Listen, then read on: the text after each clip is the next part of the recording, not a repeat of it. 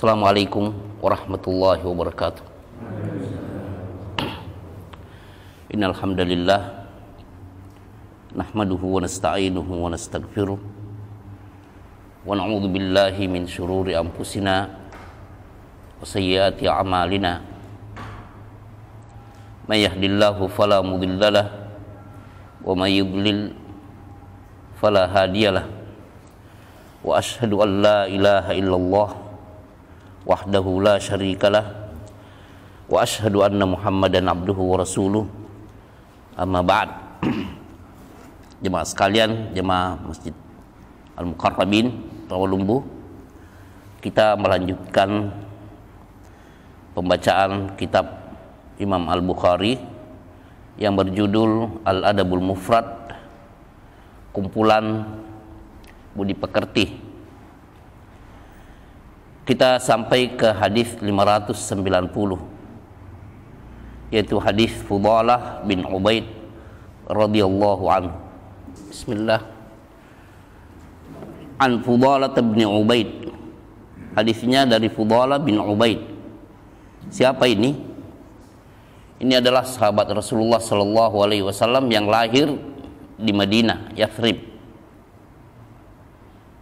Beliau dari kabilah Aus, kabilah asli di Madinah. Orang inilah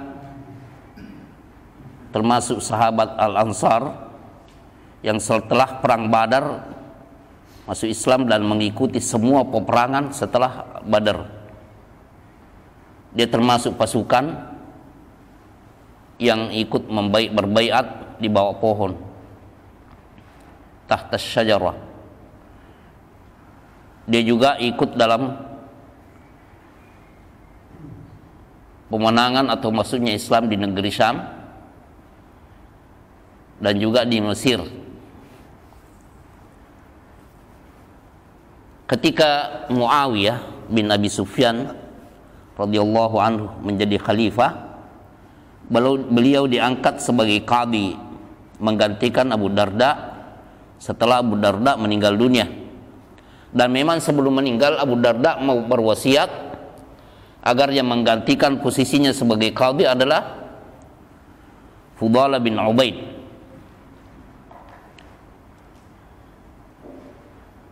Dan ketika Muawiyah membentuk pasukan untuk menyerang Roma lewat laut, Fudalah bin Ubaid inilah yang menjadi pemimpin pasukan. Dan setiap kali Muawiyah pergi dari Syam, beliau yang menerima istikhlaf, artinya menerima tanggung jawab sebagai pengganti khalifah. Ini mengenai Fudalah, dan meninggal pada tahun 53 Hijriah di Dimashq. Dia lahir di Madinah, tapi meninggalnya di mana? Dimashq, Suriah sekarang. Damaskus kalau bahasa Indonesianya ya. Ketika meninggal dunia pada tahun 53 Hijriah, beliau meninggalkan sejumlah ahli waris, di antaranya putranya Humaid. Yang pertama ya, Humaid, nama putranya. Ini lahir dari Ummu Safwan.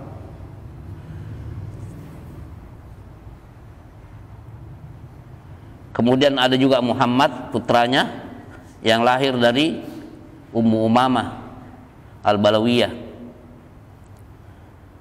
Ada juga putranya Abdullah, kemudian Ubaidillah dan Ummu Jamil. Ini lahir dari istrinya yang bernama Maryam binti Auf bin Qais. Dan dari yang keempat, dari budak punya anak dua, Amr dan Aisyah. Itu semua pewarisnya ketika beliau meninggal pada tahun 53 Hijriah radhiyallahu anhu. Sekarang kita beralih ke matan atau sabda Rasulullah sallallahu alaihi wasallam. Beliau bersabda, "Salasatun la yus'alu anhum." Ada 3 golongan manusia tidak perlu lagi ditanya tentang kebinasaannya. Kalau mereka tiga ini binasa, tidak perlu tanya ada apa. Memang wajar untuk binasa, begitu maksudnya. Karena yang dilakukan juga tidak tanggung-tanggung. Pertama, rajulun faraqal jamaah, seseorang yang meninggalkan jamaah. Siapa yang dimaksud dengan jamaah di sini? Yang dimaksud dengan jamaah di sini seperti yang dinukil oleh Ibnu Hajar dan juga Al-Jailani di Syarah Al-Adabul Mufrad, dia katakan wal muradu bil jama'ati jama'atul muslimin. Yang dimaksud dengan jamaah yang ditinggalkan di sini adalah jamaah kaum muslimin.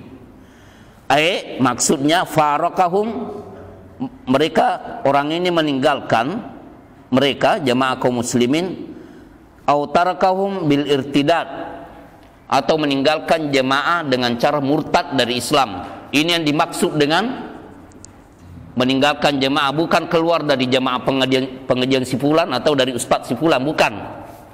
Jamaatul muslimin. Itu dinukil oleh Ibnu Hajar Al-Asqalani Al-Hafidh rahimahullah di dalam kitab Fathul Bari jilid 12 halaman 201. Ada nukilan dari Ibnu Abi Hamzah, bukan Ibnu Abi Jamrah dengan jim yang lebih kuat, bukan Hamzah ya, Jamrah, Ibnu Abi Jamrah. Dia katakan al-muradu bil mufaraqah, yang dimaksud dengan meninggalkan jamaah, as-sa'yu fi hilli aqdil bai'ah, usaha untuk menggagalkan nilai bai'at. Antum perlu ketahui seorang waliul amri dalam syariat Islam itu dibai'at.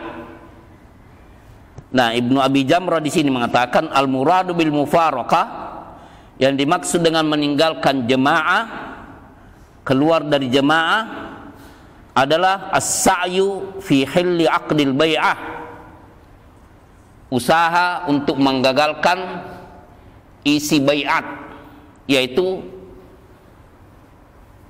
pernyataan ketaatan kepada seorang waliul amri yang betul-betul diangkat untuk menghukumi manusia dengan kitab Allah dan sunnah Rasulullah sallallahu alaihi wasallam.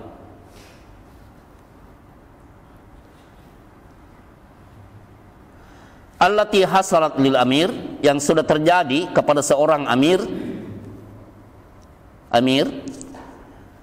sudah dibaiat, orang-orang sudah pada menyatakan kami akui Anda sebagai amir yang menghukumi kami dengan kitab Allah dan sunnah Rasulullah, maka kami wajib taat kepada Anda. Saya baiat Anda walau bi adna syai'in, walaupun usahanya itu hanya sedikit, tapi selama dia ada usaha untuk merongrong isi baiat terhadap seorang amir. Nah, ini jangan tanya kalau orang itu binasa, mati dalam keadaan tidak baik. Sudah ada pemimpin yang dibaiat menghukumi rakyat dengan kitab Allah dan sunnah Rasulullah, pernyataan sudah disampaikan, lalu dia berusaha merongrong isi daripada baiat tersebut. Ini yang dimaksud dengan keluar dari jamaah. Ini dinukil juga oleh murid Syekh Al-Albani, namanya Syekh Husain bin Audah Al-Awaisyah, yang mensyarah Sahih Al-Adabil Mufrad di jilid 2 halaman 234. Wa asa imamahu, dan dia bermaksiat kepada imamnya. Tadi kita sudah katakan sudah ada imam yang baiat pernyataan taat, akan mentaati sang imam dalam menjalankan kitab Allah dan sunnah Rasulullah, lalu dia bermaksiat bil qiyami biwajibin minal wajibat, dia bermaksiat untuk tidak melaksanakan kewajiban-kewajiban syar'i, awil intihau an syai'in minal manhiyat, atau jadi pertama yang dimaksud bermaksiat kepada imam yaitu bermaksiat untuk tidak melaksanakan kewajiban di antara kewajiban-kewajiban syar'i.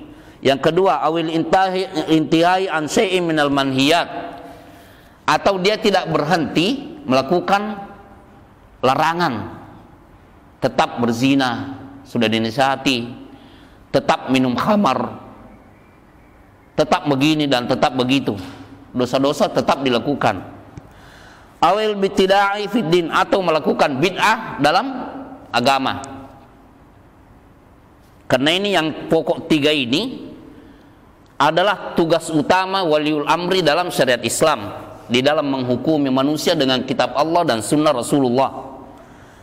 Jadi bermaksiat kepada imam dengan cara tidak menjalankan kewajiban syar'i, atau melanggar larangan syar'i, atau berbuat bid'ah, membuat ajaran-ajaran yang tidak pernah diperintahkan oleh Allah dan Rasulnya sallallahu alaihi wasallam. Itu yang dimaksud dengan bermaksiat kepada imam yang sudah dibaiat. Dia membaiat tapi pura-pura, orang munafik yang seperti ini, merusak. Makanya Allah Subhanahu wa taala berfirman, humul adu fahdharhum. Orang-orang munafik itulah yang betul-betul musuh. Fahdharhum, maka waspadai mereka. Qatalahumullahu anna yufakun. Semoga Allah memerangi mereka, betapa mereka ini bisa dipalingkan dari kebenaran. Kemudian famata asian, lalu dia meninggal dalam keadaan bermaksiat kepada imamnya. Falatas al andu, tidak usah ditanya mengapa binasa, kenapa, ada apa dia mendapatkan siksaan kubur. Mungkin juga bisa berarti tidak usah ditanya mengapa dia berstatus kafir, karena dia murtad. Tidak usah ditanya. Kecelakaan dan kebinasaannya itu memang wajar, karena sudah keluar dari rel-rel ajaran keislaman. Nah, makanya di antara hal-hal yang diwaspadakan oleh para ulama ahlus sunnah wal jamaah, adanya yang disebut dengan mubtilatus syahadah, hal-hal yang bisa merongrong syahadat seseorang. Artinya hal-hal yang bisa menyebabkan seorang keluar dari Islam sementara dia tidak rasakan. Bisa diwaspadakan mubtilatul Islam atau nawaqidus syahadah, hal-hal yang membatalkan syahadat seseorang. Ini diwaspadakan oleh para ulama ahlus sunnah wal jamaah. Di dalam Sahih Muslim disebutkan, man kharaja minat ta'ati wa faraqal jamaah thumma mata mitatan jahiliyah. Yang dimaksud di sini tidak usah ditanya kebinasaannya, adalah orang, dalam lafaz Sahih Muslim, man kharaja minat ta'ah, barang siapa yang keluar dari ketaatan kepada imam yang sudah dibaiat, wa faraqal jamaah, dan meninggalkan jamaah. Tadi sudah dijelaskan oleh penulis bahwa keluar dari Islam dengan cara murtad, summa mata, lalu dia mati, mata mitatan jahiliyah, dia mati dengan mati jahiliyah. Orang jahiliyah kalau meninggal dianggap mati Islam atau tidak, Pak? Tidak. Ya, jangan hal-hal yang seperti ini. Seseorang disaksikan oleh Rasulullah SAW menunaikan salat dengan cara mematuk, ruku dan sujudnya tidak disempurnakan. Lalu Nabi SAW bersabda, "Lau mata hadza ala halihi hadhihi mata fi ghairi millati Muhammadin sallallahu alaihi wasallam." Kalau andaikan orang yang mematuk dalam sholatnya ini mati dalam keadaan sholatnya cuma begini, dia akan mati di luar agama Muhammad sallallahu alaihi wasallam. Makanya kita kalau memasukkan jenazah juga di dalam kubur, disyariatkan untuk apa, Pak? Meletakkan mayat dengan bacaan Bismillahi wa ala sunnati Rasulillah sallallahu alaihi wasallam. Dalam riwayat lain Bismillahi wa ala millati Muhammadin sallallahu alaihi wasallam. Kita memohon pertolongan dengan nama-nama Allah.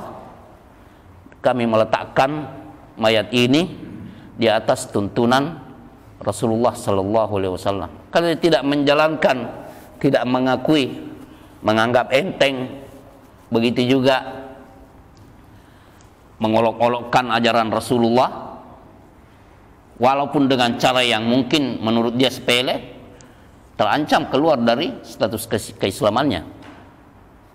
Membenci sesuatu yang diturunkan oleh Allah, termasuk sifat murtad yang mungkin yang bersangkutan itu tidak merasa. Dzalika dalam surat Muhammad, dzalika bi annahum karihu ma anzalallahu fa ahbata a'malahum. Itu karena mereka membenci apa yang Allah turunkan. Wahyu yang Allah turunkan dibenci dalam hati mereka. Walaupun bersifat munafik mengatakan iya, taat, tapi hatinya membenci. Fa ahbata a'malahum, Allah menggugurkan amalan-amalan mereka. Ini hal-hal yang seperti ini harus diwaspadai. Ini judulnya Al-Baghi ya. Al-Baghi itu mencakup segala bentuk kezaliman. Dan kezaliman yang dibahas di sini adalah kezaliman terhadap orang yang berstatus imam, yang sudah dibaiat, ditaati di atas kitab Allah dan sunnah Rasulullah sallallahu alaihi wasallam. Tidak boleh. Imam yang seperti ini tidak boleh disalahi selama keputusannya itu dalam batas-batas syar'i, kecuali kalau masalah itu masalah khilafiyah yang para ulama ahlus sunnah wal jamaah sendiri membolehkan. Ibnu Qudamah, Asy-Syaukani dan yang lain-lainnya, Al-Utsaimin, mereka membolehkan dalam titik-titik khilafiyah. Ya. Itu yang pertama, Pak ya. Jangan tanya kalau mereka tiga golongan ini binasa ya. La tas'al anhu. Wa amatun au abdun abiqa min sayyidi. Seorang yang berstatus budak, budak itu kan harus taat kepada apanya? Pemiliknya. Kalau bahasa kita di sini apa, Pak? Tuan atau majikannya.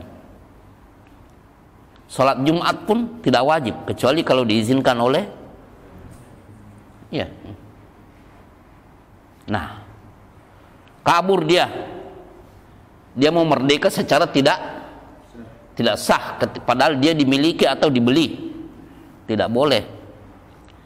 Inilah diantara aturan Islam yang unik dalam syariat Islam. Seorang budak diwajibkan mentaati dan tidak mengkhianati pemiliknya dengan cara kabur. Tapi dalam waktu yang bersamaan, betapa banyak hadis-hadis yang melarang seorang majikan itu untuk menzalimi budaknya. Tidak boleh ditampar wajahnya, tidak boleh dibebankan kepadanya pekerjaan yang melebihi kapasitas tenaganya, apalagi kalau sudah berumur tua. Tidak boleh. Itu milik dia, tidak boleh ini. Seperti anak kita sendiri. Apakah kita boleh menzalimi anak kita dengan cara tidak membelanjai, menafkahi, memperhatikan kemaslahatan? Karena zaliman. Wajib. Karena itu milik kita. Makanya kalau dia budak perempuan, lalu dia disetubuhi, tak hamil, hasil hubungannya itu tidak perlu lewat pernikahan, karena memang milik dia. Ini seperti tadi periwayat siapa? Fudalah bin Ubaid itu punya anak namanya Amr dan Aisyah dari Ummahatul Walad, dari budak. Tidak perlu dinikahi. Nah, ini aturan. Dan kalau ada yang mencoba-coba menjelek-jelekkan syariat Allah dengan cara masa Islam mengikrarkan dan menyetujui perbudakan, ya memang begitu. Allah yang berfirman seperti itu dan Rasulnya Shallallahu Alaihi Wasallam yang membenarkan, tapi dengan aturan. Nah, orang bersetubuh pada siang bolong Ramadan wajib apa? Coba. Hah? Siang hari bulan Ramadan. Lalu dia bersetubuh dengan istrinya. Sanksinya apa? Sebelumnya memerdekakan dulu budak. Kalau tidak mampu berpuasa 2 bulan berturut-turut. Kalau tidak mampu lagi, beri makan kepada 60 anak miskin, orang miskin. Menstatuskan istrinya haram disetubuhi seperti menyetubuhi ibunya sendiri. Tidak boleh menyentuh istrinya sebelum dia melalui 3 hal itu. Memerdekakan budak, puasa 2 bulan berturut-turut, atau memberi makan 60 orang miskin. Sumpah juga demikian, pemerdekaan. Dan banyak ayat-ayat di dalam Al-Quran dan hadis yang memerintahkan fakku raqabah, untuk melepaskan status perbudakan itu sebagai amalan yang sangat mulia di sisi Allah Subhanahu wa taala. Makanya dalam satu riwayat, saking mulianya hal ini, seseorang yang mengucapkan zikir 100 kali itu bagaikan memerdekakan apa? 100 orang dari keturunan Nabi Ismail. Saking mulianya amalan ini. Itu yang kedua Pak ya. Yang pertama tadi, yang meninggalkan jamaah dan bermaksiat kepada imam yang sudah dibaiat. Nah, yang kedua, seseorang budak yang kabur dari. Yang ketiga, wamra'atun, seorang wanita ghaba zaujuha, suaminya pergi keluar, ada tugas, ada pekerjaan, atau musafir. Wa kafaha mu'natal dunya, lalu suaminya itu sudah memberikan belanja untuk kepentingan dunianya, cukup. Fatabarrajat, lalu dia bertabarruj. Bertabarruj keluar dari rumah dengan memperlihatkan perhiasan kepada laki-laki lain yang bisa menggoda. Makanya diantara dosa besar di dalam syariat Islam itu, kalau wanita keluar dari rumah dengan memakai parfum, statusnya berzina. Kalau wanita keluar dari rumah dengan memakai apa? Parfum wangi-wangian, tidak boleh, karena itu menggoda. Statusnya zina dalam syariat Islam. Wasalasatun, jadi 3 Pak ya, 3 golongan. Jangan tanya kalau mati dalam keadaan binasa. Yang pertama, yang keluar dari jamaah kaum muslimin dan imam kaum muslimin yang sudah dibaiat. Yang kedua, budak yang melarikan diri, baik laki-laki maupun perempuan. Dan perempuan yang sudah dinafkahi oleh suaminya tapi keluar bersolek.